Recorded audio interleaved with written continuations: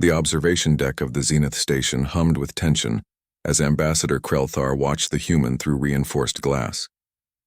His species, the Vraxil, had not evolved to trust easily. 3 meters tall, covered in obsidian scales with retractable claws that could shred titanium. They were apex predators on 17 colonized worlds. They negotiated through strength, ruled through fear, and protected their young with lethal paranoia. Yet here stood caretaker Elena Ward, barely reaching his chest height, her soft skin defenseless against the vacuum of space, holding his son. "This is madness," Krelthar growled, his translator struggling with the subsonic frequencies of his distress. Elena didn't flinch. She'd heard worse in the refugee camps of Titan, in the medical bays of the Proxima conflicts. She simply adjusted the small Vraxil cub in her arms. Rin, they'd named him, which meant curious fang in their clicking tongue.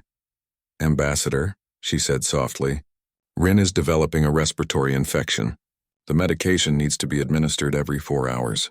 Your people's hands," she gestured to his massive claws, "are too large for the precision required. Let me help." Krelthar's throat sac inflated with rage and fear. Across the galaxy, his kind had a saying, "Show me your young and I'll show you your weakness." No Vraxil had ever allowed another species near their cubs. Not the logical Centaurians. Not the empathic Delphi. Certainly not the humans. Those strange primates who'd clawed their way from a death world into the stars in less than 2 centuries. But Rin was dying. The cub whimpered, a sound that translated across species as pure suffering. Elena's expression shifted, something ancient and maternal flooding her features. She'd made that face before, Krelthar realized, in the historical archives. Human mothers charging into burning buildings. Human fathers standing between their children and fusion rifles. Humans were predators too, yes, but they were something else. Something the galaxy was still trying to understand.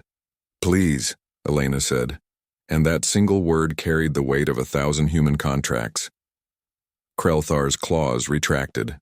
He nodded once. 3 days later, the Vraxil delegation convened an emergency session. Krelthar stood before the Council of Fangs expecting execution. Instead, they watched the surveillance footage in silence. The videos showed Elena Ward in the medical bay, not sleeping, subsisting on stimulants and determination. Rin had grown worse before growing better, fevered, thrashing, his tiny claws drawing blood from Elena's arms as she held him through convulsions. She never let go. She sang to him. Though Vraxil ears couldn't process human music properly, she told him stories about Earth, about creatures called dogs and elephants who also raised their young with fierce devotion. When Rin finally stabilized, when his breathing normalized and his scales brightened to healthy violet, Elena had collapsed against the medical pod and cried, not from pain or exhaustion, but from relief. "She cried for our cub," whispered Counselor Threshenak, her voice crackling with confusion. "Humans cry frequently," Krelthar replied. "It's a weakness, is it?" The Supreme Fang, ancient and scarred, leaned forward. "Tell me, Krelthar, when Rin was suffering, did you feel her distress as weakness?" He couldn't answer. Because in that moment, watching Elena Ward weep for a child not her own, from a species that could kill her without thought, Krelthar had felt something shift in his understanding of the universe.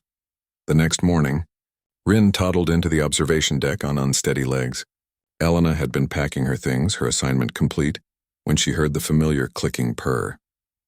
She turned to find the cub holding a data slate in his tiny claws, his eyes, 3 of them, blinking with that mixture of intelligence and innocence that transcended species. "Rin, you shouldn't be out of bed yet, little one," the cub chirped and held up the slate. On it, in carefully transcribed human letters, was a single message: "Why you save me." Elena knelt down, bringing herself to eye level. Behind them, through the glass, she could see the diplomatic delegation watching. "Let them watch. Let them learn. Because you needed help," she said simply. "And because caring for children, any children, is what makes us more than just survivors. It makes us civilized." Rin processed this with the seriousness of youth. Then he reached out with one small claw and touched her hand, the same hand scarred from his fevered thrashing. In Vraxil culture, it was the highest gesture of trust. The report that reached Earth 3 weeks later was unprecedented. The Vraxil Collective, the most militaristic species in the known galaxy, had requested human caretakers for their colonial nurseries, not as servants. As partners, Ambassador Krelthar's testimony to the Galactic Council became legendary. We have spent millennia believing that strength is shown through fear, that power is maintained through isolation. The humans have taught us a different truth. They are predators like us.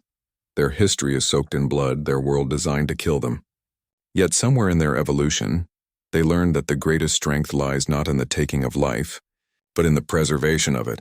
He paused, his massive frame somehow smaller in humility. Today we discovered why even predators trust humans with their cubs. It is because humans understand what we had forgotten, that the measure of a species is not how fiercely it destroys its enemies, but how tenderly it protects those who cannot protect themselves. On Zenith Station, Elena Ward played with Rin in the garden dome, teaching him the difference between Terran roses and Vraxil thorn vines. The cub laughed, a sound no Vraxil had made in 1,000 generations, and Elena smiled. Somewhere in the depths of space, humanity's reputation shifted. Not as warriors, not as explorers, but as something the galaxy desperately needed. Caretakers who would weep for any child suffering, whose instinct to nurture exceeded their instinct to survive, and in that shift the universe became a little less dark.